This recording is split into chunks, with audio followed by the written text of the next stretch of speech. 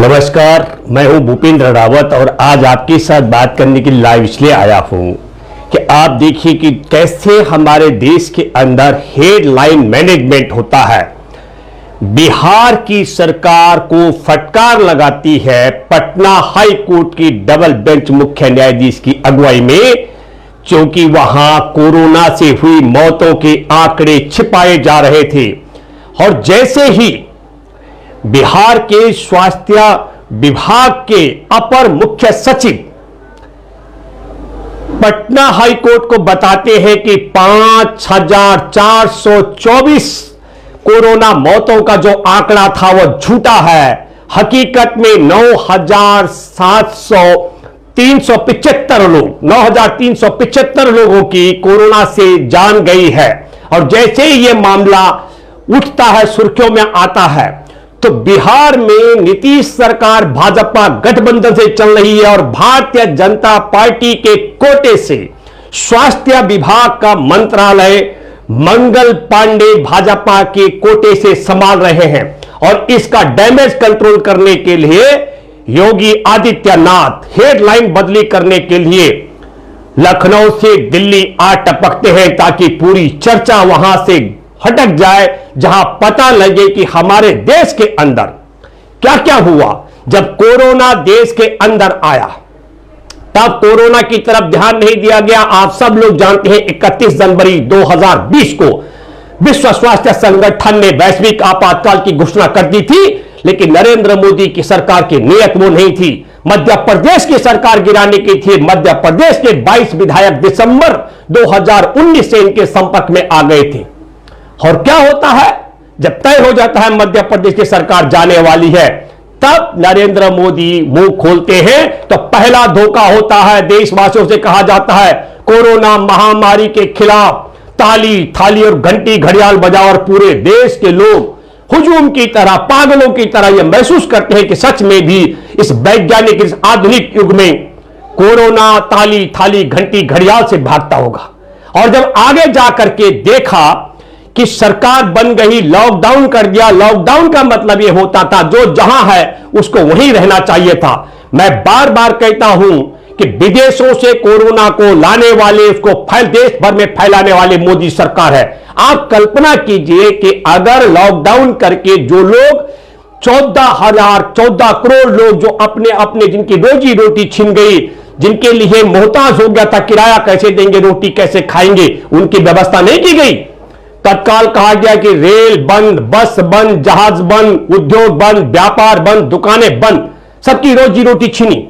और फिर 14 करोड़ लोग जब सड़कों पर चले तो जहां जहां वो पहुंचे, रस्तों में कहीं उन्हें कोरोना वाला मिला होगा तो उनसे कोरोना वो मजदूर भी अपने साथ ढोते हुए पहुंचे। जो कोरोना देश के किसी एक कोने में एक मामला था 31 जनवरी को केरल में। काश अगर नरेंद्र मोदी की सरकार के मन में राष्ट्र के प्रति 1% भी भावना होती तो कोरोना का रोकथाम 31 जनवरी को के बाद तत्काल किया जा सकता था। लेकिन इंतजार की गई, और जब पता लग गया कि कोरोना महामारी से निपट पाना बड़ा असंभव है, तो योजनाबद्ध तरीके से तबलीगी जमात को टारगेट बनाया गया, ताकि चीन से आया कोरोना नरेंद्र मोदी की सरकार के मूर्खता और पार्टी के पक्ष में फैलाया गया कोरोना, उस पर मुस्लिम टैग लगाने का षड्यंत्र किया गया।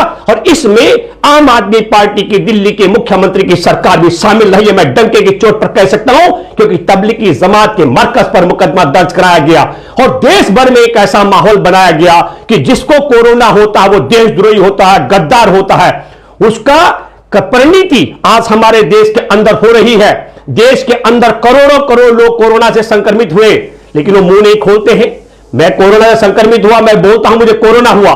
मैं ये बात इसलिए कहना चाह रहा हूं कि योजनाबद्ध तरीके से न केवल कोरोना अपनी पार्टी को लाभ पहुंचाने के लिए, मध्य प्रदेश की चुनी हुई सरकार को गिराने के लिए, बल्कि जब कोरोना से असफलता हो गई, निपट नहीं सकते हैं, तो जानबूझ करके टोटकों की तरह आगे बढ़ने की बात की गई। मैं पहले भी बोलता रहा हूं, 14 करोड़ लोगों में पैदल चलते हुए भूख से मरने वाले, चलते चलते गाड़ियों से कुचल के मरने वाले, रेल की पटरी से कटने वाले, महिलाएं गर्भवती चलते चलते बच्चे खुले आसमान में जन्ने वाली, हर बच्चे महिला बुजुर्गों के पैरों से पस और खून टपक रहा था इस नालायक सरकार के कारण। यह हमको पूछना चाहे तब देश में सिर्फ 500 मामले थे। आज हम चर्चा कर रहे हैं आंकड़ों को लेकर के।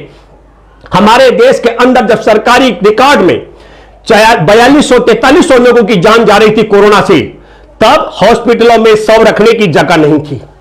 हॉस्पिटलों से शमशान घाट कब्रिस्तान तक पहुंचाने के लिए देश में वाहन नहीं थे। हॉस्पिटलों से जो वाहन से पहुंचते थे कब्रिस्तानों में, शमशानों के बाहर लंबी कतारें।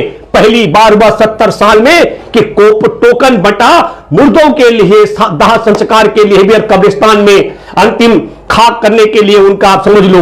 हर इस पूरी स्थिति में आपको समझना पड़ेगा, पहली बार 70 वर्ष में हुआ कि शमशान घाटों में योजनाबद्ध तरीके से देश के अच्छे समझदार लोगों ने, उन्होंने देखा कि कई 2-2, 3-3 दिन हो गए हैं जो अपने परिजनों के शव के साथ भूखे प्यासे उनके लिए चाय और खाने पीने की व्यवस्था की गई। हमारे देश के अंदर नदियों में लाशों का अंबार दिख रहा था। हमारे देश के अंदर आपने देखा होगा नदी किनारे रेत में कब्रिस्तान बना करके जो हिंदुओं ने वहां दफन किए, उनमें से कफन चोरी करते हुए योगी के लोग सरेआम दिख रहे हैं। वो छिपाई जा रही थी राम नामी चादर को, वो भी एक षड्यंत्र है ताकि आगे जाकर के ये कह सके ये हिंदुओं की कब्र नहीं, मुसलमानों ने कब्रिस्तान बना दिया शमशान को। फिर मैं आपके सामने एक बात कहना चाहता हूं, ये सब हो क्या रहा है, इस घोटाले को भी समझना पड़ेगा आपको। हमारे देश के अंदर सुप्रीम कोर्ट की भूमिका भी हमको बतानी पड़ेगी, हाई कोर्ट की भूमिका भी, और तमाम अदालतों की। सुप्रीम कोर्ट ने कहा, स्वतः संज्ञान लिया, जबकि पहले से देश के अलग अलग हाई कोर्टों में मामले की सुनवाई हो रही थी। राजधानी दिल्ली में हाई कोर्ट बोल चुका था कि हम आंख मूंद करके बिना ऑक्सीजन से लोगों का मौत होते हुए नहीं देख सकते हैं। इलाहाबाद हाई कोर्ट बहुत बड़ी साफ गोई के साथ कहा कि देखिए ऑक्सीजन की आपूर्ति न करके जिस तरीके से लोगों को मारा जा रहा है, यह नरसंहार है।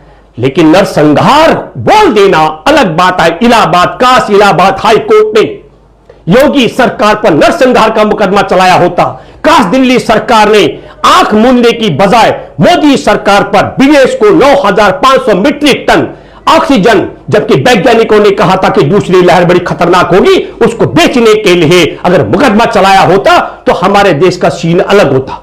22 तारीख को सुप्रीम कोर्ट स्वतः संज्ञान लेता है और 23 तारीख को हरीश साल्वे जो पहले कोर्ट मित्र बनाए गए, मैं फिर कहना चाहता हूं, 19 अप्रैल को लंदन से जहाजों के आवागमन पर प्रतिबंध लगा दिया था लंदन ने, और हरीश साल्वे जो पिछले 2 साल से अधिक समय से लंदन में है, उन्हें कोर्ट मित्र बनाने का षड्यंत्र सुप्रीम कोर्ट करता है और 23 तारीख को 4 दिन का वक्त देता है मोदी सरकार को ऑक्सीजन की आपूर्ति का।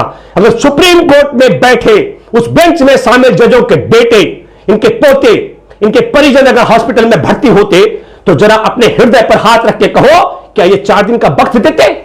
जिस दिन 4 दिन का वक्त दिया गया उसी दिन का मामला है कि आपको मालूम होगा कि 25 लोगों की जान सर गंगाराम हॉस्पिटल में, उनकी बात कर रहा हूं जो दिल्ली में है। 25 तारीख को आपने देखा, मैं उसी जब सुनवाई का बात था, 25 अप्रैल को जयपुर गोल्डन हॉस्पिटल में 20 मरीजों की जान चली जाती है। आपने देखा इस बीच में गोवा में 75 मरीजों की जान चली जाती है बगैर ऑक्सीजन के। बत्रा हॉस्पिटल में डॉक्टर से 12 लोगों की जान चली जाती है। कोई पूछ रहा है सुप्रीम कोर्ट को? तुमने कहा था हम हाथ पे हाथ धरे नहीं बैठे रहेंगे। कौन है इन हत्याओं का जिम्मेदार जो गंगाराम हॉस्पिटल में हुई, जयपुर गोल्डन हॉस्पिटल में जिनकी हत्या हुई? काश इलाहाबाद हाई कोर्ट ने जो कहा वो नरसंहार का मुकदमा क्यों नहीं सुप्रीम कोर्ट की उन बेंच में शामिल जजों पर चलाया जाना चाहिए, जिन्होंने ऑक्सीजन के लिए 5 मिनट अगर सांस नहीं आएगी तो कोई जज नहीं बच सकता, कोई इंसान नहीं बच सकता है, और 4 दिन का वक्त आपने दिया। यह बात मैं इसलिए कह रहा हूं कि इस पूरे समीकरण को भी आपको समझना पड़ेगा। यह घोटाला क्या है? राजधानी दिल्ली की सरकार कहती है कि ऑक्सीजन के बगैर जिन लोगों की जान गई है हम उनको खजाना देंगे, हम उनको मुआवजा देंगे, और इन्हीं की कमेटी कहती है जयपुर गोल्डन हॉस्पिटल के मरीज ऑक्सीजन के बगैर नहीं मरे। देखिए कितना विरोधाभास है। जयपुर गोल्डन हॉस्पिटल में जब मरीजों की जान गई तो टेलीविजन की चर्चा पर फूट फूट करके डॉक्टर रो रहे थे, जिनके सामने उनके मरीज बगैर ऑक्सीजन के, प्राणवायु के बगैर तड़प तड़प के मर गए। यह षड्यंत्र आपको समझना पड़ेगा। राजधानी दिल्ली में, मैं आप कराला गांव का बात कर रहा हूं, जहां 2008 में कराला कंझावला में हमने 35 दिन जमीन के अधिग्रहण के खिलाफ 35 दिन डीसी ऑफिस पर तालाबंदी किया 24 घंटे के लिए 35 दिन तक। पहली बार हुआ कि डीसी जिला मुख्यालय कहीं तंबू में चला था। उसी में एक गांव है कराला गांव, डॉक्टर रण सिंह का जवान बेटा मर गया कोरोना से, डॉक्टर रण सिंह गुजर गए। मैं ये बात कहना चाहता हूं कि उनके परिवार के आंकड़े भी नहीं बताए गए। मेरे बड़े भाई, हमारे गांव के मदन भाई की पत्नी बगैर ऑक्सीजन की 24 अप्रैल को उनका उजागर होता है कोरोना, 28 अप्रैल को बगैर ऑक्सीजन के तड़प तड़प के वो नोएडा में जान चली जाती है उनकी। ये पूरा षड्यंत्र क्या है? योगी आदित्यनाथ का दिल्ली आना, मंगल पांडे जो स्वास्थ्य मंत्री है उसका मेन जो हम कहते हैं हेडलाइन को बदलना, और नीतीश सरकार की जो पोल खोल हुई है 5424 मौत बताना, जबकि 9375 लोगों की मौत हुई है। षड्यंत्र क्या है? नीतीश सरकार ने कहा कि कोरोना से हुई मौत पर 4-4 लाख रुपए दिया जाएगा, तो इसका मतलब बड़ा षड्यंत्र था कि हजारों लोगों को वंचित रखा जा रहा है। दूसरी घटना हमारे देश के अंदर क्या क्या, न केवल ताली और थाली बजाकर कोरोना को भगाने के लिए हम पर धोखा हुआ, न केवल लॉकडाउन करके कोरोना को रोक करके 14 करोड़ लोगों को तबाह बर्बाद करके उसमें 1000 से ज्यादा लोगों की जान गई, रेल से कट के टुकड़े टुकड़े हुए लोगों के वो धोखा हुआ, और एक और बड़ा धोखा हुआ आत्मनिर्भर भारत बनाने के लिए 20 लाख करोड़ रुपए का। नरेंद्र मोदी ने 20 लाख करोड़ रुपए रखा था, और 20 लाख करोड़ रुपए में पहली लहर की बात कर रहा हूं कोरोना की, एक एक परिवार के हिस्से 80-80 हजार रुपए आता है। मैं बहुत गंभीरता के साथ दोबारा अपील करता हूं, मैं भारतीय किसान मजदूर संयुक्त यूनियन का राष्ट्रीय प्रवक्ता होने के नाते जानता हूं लाखों लाख किसान परिवारों को, किसी परिवार को 80-80 हजार रुपए नहीं मिला, खेती हर मजदूर को 80-80 हजार रुपए नहीं मिला। राजधानी दिल्ली के अनाधिकृत कॉलोनी 50 लाख की ज्यादा आबादी, उनके लिए हम लड़ाई लड़ रहे जनसंघर्ष वाहिनी के बिहार पर किसी परिवार को 50-50 लाख रुपए नहीं मिला। और हमने देश भर में हमारे कई अलायंस संगठन हैं, जन आंदोलन के राष्ट्रीय समन्वय की तरफ से मैं कह सकता हूं उसमें 250 संगठन है। भारत में किसी रेडी पटरी खोमचा वाले को, साप्ताहिक बाजार वाले को, झुग्गी वाले को, छोटे दुकानदार को, किसी को भी 80-80 हजार रुपए नहीं मिला। एक बड़ा घोटाला नरेंद्र मोदी की सरकार ने पहले 20 लाख करोड़ रुपए का कर डाला, और अब दूसरा घोटाला कर रही थी। कोरोना के वैक्सीन के लिए 35,000 करोड़ रुपए का बजट आवंटित है, पैसा रखा हुआ है। हर मोदी सरकार कह रही थी हम तो सिर्फ 45 साल से बड़ी आयु के लोगों को लगाएंगे, उसके नीचे के लोगों को नहीं लगाएंगे। मैं आपके माध्यम से कहना चाहता हूं, आज हमारे देश की आबादी 139 करोड़ हो चुकी है। वो अलग बात है, कई मूर्ख मंद बुद्धि के इसे कई साल तक 1.25 लाख, क्योंकि उनकी वंशवृद्धि खुद की जिनकी नहीं होती है। 139 करोड़ छोड़ दिए, 140 करोड़ की आबादी के लिए षड्यंत्र देखिए क्या हुआ। मोदी सरकार ने बहुत बड़ा खेल किया देश में ब्लैकमेलिंग का, विपक्ष को, राज्य विपक्ष की राज्य सरकारों को ब्लैकमेल करने के लिए तय किया। जब मैं मेरी सरकार खरीदेगी तो मुझे 150 रुपए में देना, और जब राज्य सरकार दूसरी खरीदेगी तो 400 रुपए में बेचना। क्या विचित्र स्थिति है, एक ही टीके के अलग अलग रेट। और दूसरा क्या कहा, मैं बोलूंगा तभी मुझे दिया जाना चाहिए। और सुप्रीम कोर्ट में जब 35,000 करोड़ रुपए वैक्सीन की नीति पर सवाल उठा, तब जाकर के मोदी सरकार फंस गई, चारों खाने चित होने वाली थी। और तब सुप्रीम कोर्ट के फंसने के बाद मोदी सरकार ने कहा कि हां, हम पूरे देश के नागरिकों को मुफ्त में टीका लगाएंगे। मुफ्त में नहीं मोदी जी, 35,000 करोड़ में 150 रुपए का टीका तुमको मिलेगा। एक एक टीके पर आप 100 रुपए की रिश्वत खा सकते हैं, गोलमाल कर सकते हैं। हमने हिसाब लगाया, 140 करोड़ की आबादी में 250 रुपए प्रति व्यक्ति के हिस्से आता है। तो हम ये कहना चाह रहे हैं कि बिहार में पटना हाईकोर्ट को मैं बधाई देना चाहता हूं, जिसने सशक्त रूप से कहा कि एक एक कोरोना के जो मौत से मरने वालों का आंकड़ा हमें दिया जाए। मेरे देशवासियों, मैं आपसे अपील करता हूं, 2-3 अपील मैं करता हूं। अब कहा जा रहा है कि हम 80 करोड़ लोगों को दीपावली तक मुफ्त में अनाज देंगे। भाई आप एक बात देखिए, हमारे देश के अंदर प्रधानमंत्री राहत कोष होता है, मुख्यमंत्री राहत कोष होता है, उसकी बजाय पर पीएम केयर्स का गठन करके नरेंद्र मोदी ने अरबों खरबों रुपए इसमें इकट्ठा किया। पैसा कहां ठिकाने लगाया किसी को मालूम नहीं है।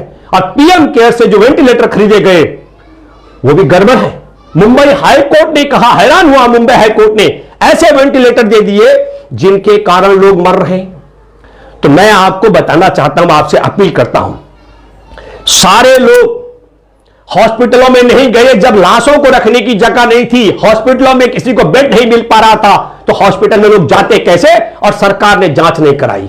इसलिए जिम्मेदारी बनती है मेरे देश के हर एक ग्राम प्रधान की, हर एक जागरूक व्यक्ति की। आपसे मैं अपील करता हूं, आपके गांव में जो व्यक्ति बगैर जांच के कोरोना संक्रमण से, आपको मालूम होगा कि कौन व्यक्ति जुकाम, खांसी और बुखार इन सब हालातों में जिसकी जान गई है, मैं आपसे अपील करता हूं, हमारा एक पेज है वॉइस ऑफ इंडियन पीपल्स, उसके नीचे कमेंट्स में भी आप जरूर लिखें कि आपके गांव में ऐसा कौन व्यक्ति है जो बगैर जांच के कोरोना संक्रमण से मरा।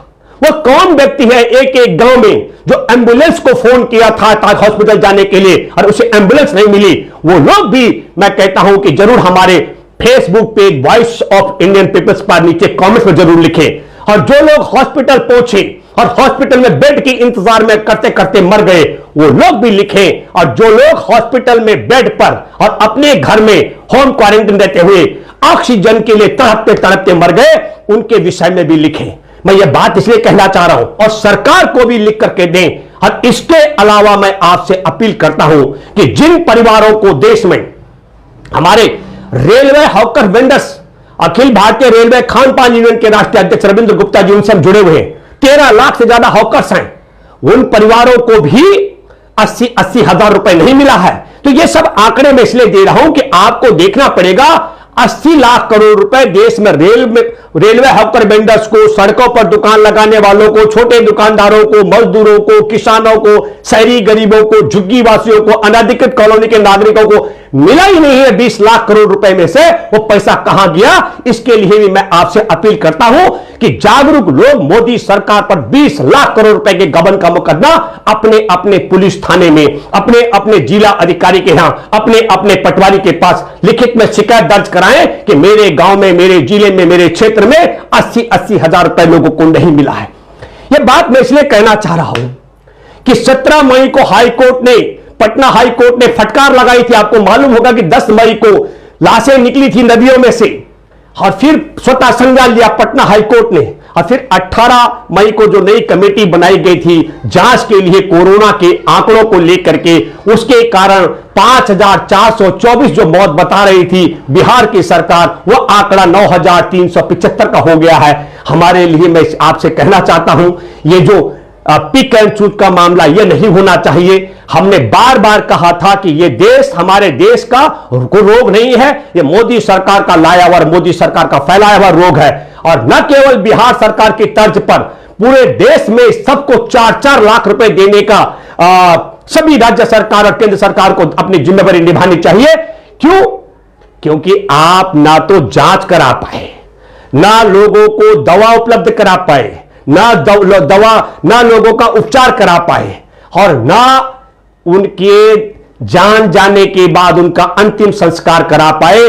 तो मैं आप सब लोगों से अपील करता हूं कि ये जो आपको उत्तर प्रदेश में योगी वर्सेस मोदी की जो कृत्रिम लड़ाई दिख रही है, ये भी हेडलाइन बदलने का एक बहुत बड़ा षड्यंत्र है। मैं आपके सामने बहुत जिम्मेदारी के साथ एक बात कहना चाहता हूं। संघ परिवार आरएसएस, जिसकी 57 शाखा है, उनमें से एक शाखा भाजपा है, और आरएसएस के पास आज की तारीख में भगवा वस्त्रधारी कोई संत नहीं है। संत चिन्मयानंद थे जो बलात्कार के मामले में जिनका जेल में भी रहे, जिनकी नंगी सीढ़ियां उजागर हो रही थी। इसलिए आरएसएस किसी भी कीमत में योगी आदित्यनाथ को हटाएगा नहीं, और योगी आदित्यनाथ को हटाने से भगवा राजनीति जो है आरएसएस की खत्म हो जाएगी। यह बात आप गांठ बांध लीजिए। और दूसरी महत्वपूर्ण बात यह है कि देश में ये कोरोना के कारण बगैर जांच के, बगैर दवा के, बगैर बेड के इंतजार में, एम्बुलेंस की इंतजार में, ऑक्सीजन के इंतजार में कितने लाख लोगों की जान चली गई है। मैं ये आंकड़ा बताना चाहता हूं।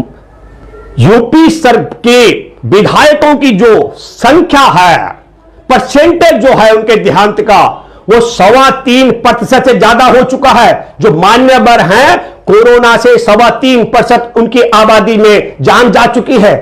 तो आम किसान, मजदूर, आदिवासी, दलित, मछुआरा, शहरी, गरीब, भूमिहीन, जिसकी कोई पैरवी नहीं, जिसके पास संसाधन नहीं है, उनकी मौतों का आंकड़ा कहां गया होगा। न्यूयॉर्क टाइम्स ने भी सही कहा। और मैं आप सब लोगों से अपील करता हूं, जब विधायक 100 में 3.25 मर सकते हो तो आम नागरिकों की जान कितनी गई होगी। इसलिए मैं अपील करता हूं, और क्यों मैं आपसे अपील कर रहा हूं कि बगैर जांच के कितने लोगों की जान गई, ऑक्सीजन के बगैर कितने लोगों की जान गई, एम्बुलेंस के इंतजार में कितने लोगों की जान गई, और हॉस्पिटल में बेड के इंतजार में कितने लोगों की जान गई, और कितने लोग हैं जो अंतिम संस्कार के बगैर, जिनकी नदियों में लाश बहाकर चील कौवे कुत्ते खा रहे, रेत में दफन कर हुई लाशों को योगी आदित्यनाथ के लोग राम नामी चद्दर चोरी करवा रहे हैं, और चील कौवे गिद्ध तो कुत्ते और जंगली जानवर खोद करके कब्रों से उन लाशों को खा रहे हैं। यह बात मैं इसलिए कह रहा हूं कि ताकि यह हमारी पूरी तैयारी, हम सरकार पर 2 तरीके का दबाव बना सके। एक, हम सरकार पर दबाव बना सके कि जो कोरोना की मौत मरा है उसका मुआवजा सरकार अदा करे।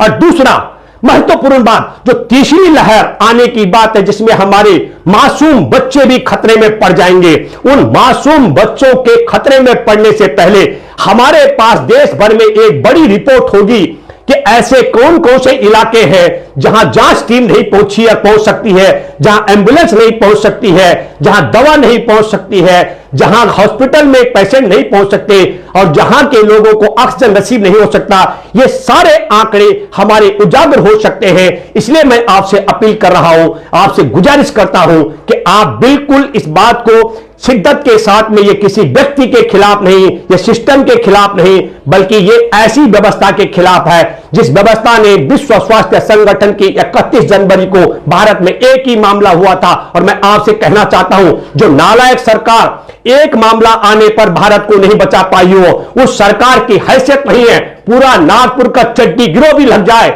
शीर्ष शासन करते हुए आजकल तो कहीं दिख नहीं रहे हैं, तो इनके बाप की ताकत कोरोना वायरस से देश को भगाने की नहीं है। और जिस रफ्तार में कोरोना की वैक्सीन लग रहे हैं, टीके लग रहे हैं, वो मुझे लगता है, क्योंकि ये तो थोड़ी है कि अल्लाह दीन का चिराग है कि एक बार लग गया देह में और जिंदगी भर काम आएगा। इसकी भी एक समय सीमा है। जिस रफ्तार में कोरोना के टीके लग रहे हैं, मैं दावे के साथ में कह सकता हूं, यही रफ्तार अगर रहेगी तो जिन वृद्धों को पहले टीके लगे हैं, उनका दोबारा से, जिनके 2 वैक्सीन लग चुके हैं, उनका दोबारा से नंबर आना शुरू हो जाएगा। यह बात भी आपको ध्यान से रखनी पड़ेगी। कोरोना से बचने के लिए भी आपको लड़ना पड़ेगा। और अब आपको तय करना है कि आपको मंदिर मस्जिद के लिए या हिंदू मुसलमान के लिए आगे बढ़ना है, या आपको अपनी आने वाली पीढ़ियों को कोरोना की तीसरी लहर से बचाने के लिए एकजुट होकर के हमारे देश में पहले दूसरी लहर में जो आंकड़े हैं, इनको जनता के पब्लिक डोमेन में लाना पड़ेगा। और ताकि हम इनको इकट्ठा करके सरकार से लेकर के अदालतों में जो बैठे जज, धृतराष्ट्र की भूमिका में, मैं इसलिए कहना चाहता हूं कि सुप्रीम कोर्ट ने जिम्मेदारी ली, उसके बाद की हत्याओं का मामला किस पर दर्ज होना चाहिए, बगैर ऑक्सीजन की जो मौतें हुई हैं, तो कोर्ट को भी, अदालत का भी, ठीक मैं दावे से कह सकता हूं, जिस तरीके से हेडलाइन मैनेजमेंट का काम भाजपा या आरएसएस के लोग देश का ध्यान भटकाने के लिए करते हैं, कुछ कुछ अदालत में बैठे जज भी मोदी सरकार को देशवासियों की ऑक्सीजन की आपूर्ति करने के नाम पर मोदी सरकार के को ऑक्सीजन उपलब्ध कराते हैं, ध्यान भटकाने के लिए। मैं आपसे अपील करता हूं कि तीसरी लहर आने से पहले हमारे वॉइस ऑफ इंडियन पीपल्स पर, और इस वीडियो को ज्यादा ज्यादा लोगों तक शेयर करेंगे ताकि देश भर की जानकारी हम तक पहुंच पाए। हमारे एक वरिष्ठ साथी हैं, उनका नाम है वरिष्ठ साथी अधिवक्ता सुप्रीम कोर्ट के संजय पारिक जी, उनके साथ हमारी बातचीत हुई। हमने कहा कि बिल्कुल हमको ये क्या कर सकते हैं इन सब आंकड़ों को इकट्ठा करने के लिए,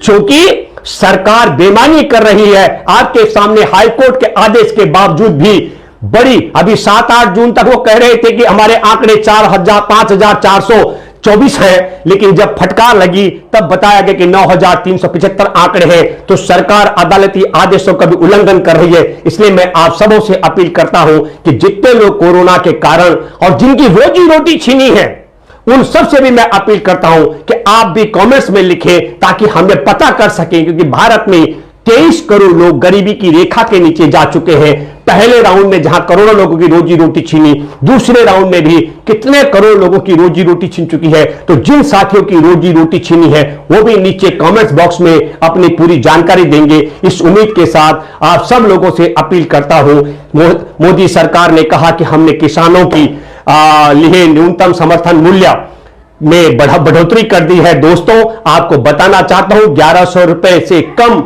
समर्थन मूल्य से कम 1100 रुपए क्विंटल के हिसाब से बाजरा बिका, 800 रुपए क्विंटल कम कीमत पर गेहूं बिका है। न्यूनतम समर्थन मूल्य था, न्यूनतम समर्थन मूल्य है, न्यूनतम समर्थन मूल्य कब रहेगा, लेकिन देश के किसानों को कब मिलेगा? हमारे देश में आपने देखा है कि हमारे यहां सुशासन की बात की जा रही है। 1 लाख करोड़ रुपए नरेंद्र मोदी सरकार ने कहा पिछली सरकार घोटाला करती थी, 7 साल में 7 लाख करोड़ रुपए ये कहां गया, यह आपको पूछना चाहिए।